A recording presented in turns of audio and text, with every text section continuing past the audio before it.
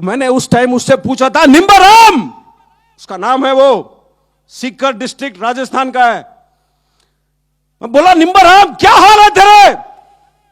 चोट खाने के बाद बिस्तरे पे पड़ा हुआ है जवान पतला सा आवाज में बोलता है मेरे से कि साहब पेट में थोड़ी सी तकलीफ है, और फिर बाद में बोलता है, साहब मैं तो ठीक हूं, अपने पलटन के बाकी बंदे कैसे हैं?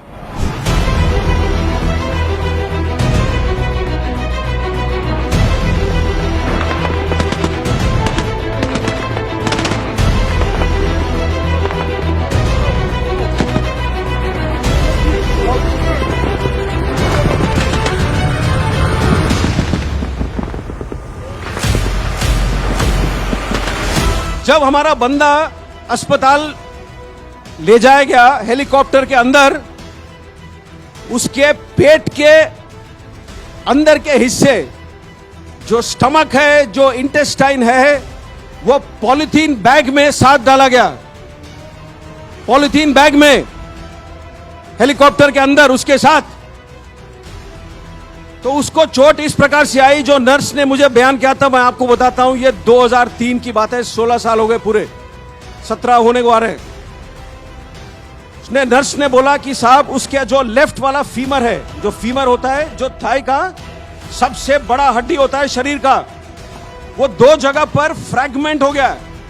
फ्रैगमेंट का मतलब क्या है? जो पेंसिल है जब आप तोड़ते हो तो 2 हिस्सों में टूटता है।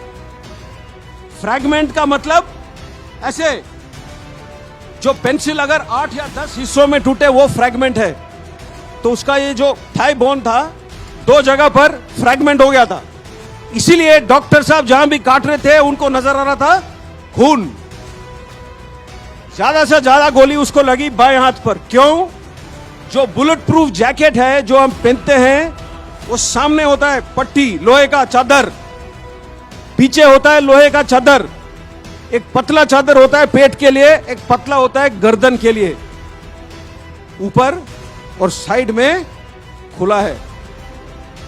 गोलियां लगे उसको साइड में। सबसे ज्यादा चोट उसको ऊपर आया छाती में। जब पैर में गोली लगा होगा तो वो गिरा है।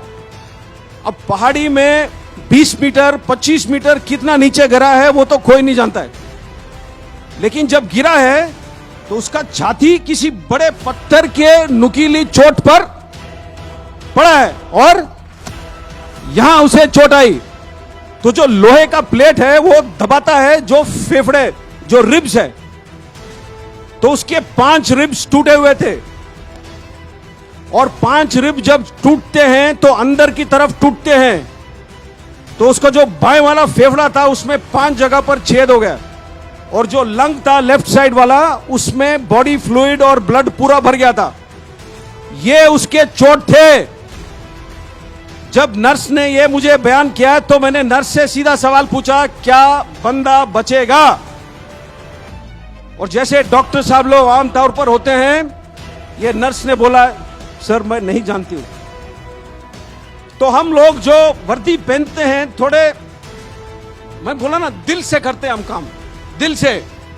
तो मैंने अपने सोच में मुझे यह लगा कि अगर मैं उससे बात कर सकता हूं 1 सेकेंड, तो हमारे जो 1000 जवान हैं उनका जो मन का शक्ति है, जो दिल का शक्ति है, वो मैं उस तक भेजूं टेलीफोन के थ्रू। मैंने नर्स को पूछा, क्या मैं बात कर सकता हूं उससे? तो उसने बोला कि साहब 6 दिन हुए इसने आज तक बात नहीं कही है। इसकी आंखें खुले तो है, लेकिन ये क्या सुन सकता है, क्या महसूस कर सकता है, क्या बोल सकता है, मैं नहीं जानती हूं। मैंने फिर भी बोला कि आप फोन का जो हैंडसेट है उसके पास रख सकते हो? तो उसने बोला हाँ।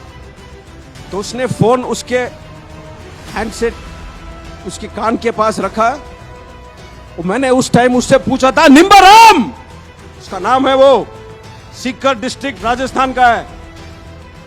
मैं बोला, निम्बाराम क्या हाल है तेरे? 15 या 20 सेकंड गुजरे, कोई जवाब नहीं आया। मैंने सोचा शायद वो खत्म हो रहा है, शायद वो सुना ही नहीं मेरी बात, शायद वो बोल नहीं पा रहा है। मैं फोन रखने वाला ही था अपनी तरफ से, क्यों उस टाइम तक मेरा दिल पूरा ही टूट चुका था। फोन मैं रखने वाला ही था, एक बिल्कुल पतली सी आवाज में जवाब आया। इतना चोट खाने के बाद बिस्तरे पे पड़ा हुआ है जवान पतला सा आवाज में बोलता है मेरे से कि साहब पेट में थोड़ी सी तकलीफ है, और फिर बाद में बोलता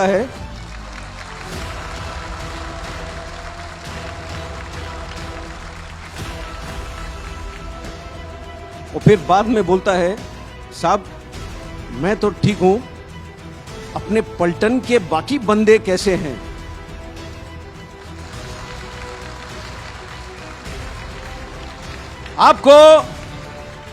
आपको कहानी सुनना है तो कहानी ऐसे सुनो, कहानी सुनाना है तो कहानी ऐसे सुनाओ।